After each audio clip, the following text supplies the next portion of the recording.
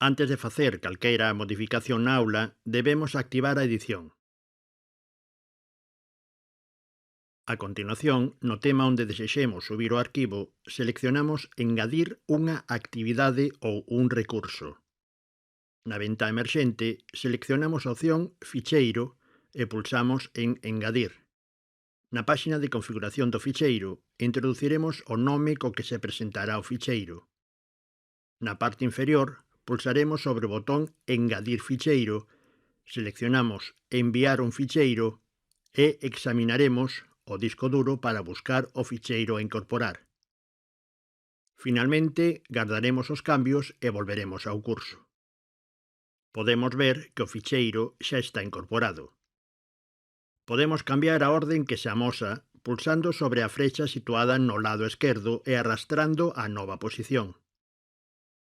De forma alternativa, e sempre coa edición activada, podemos arrastrar directamente o arquivo desde unha carpeta do noso equipo ao tema en cuestión.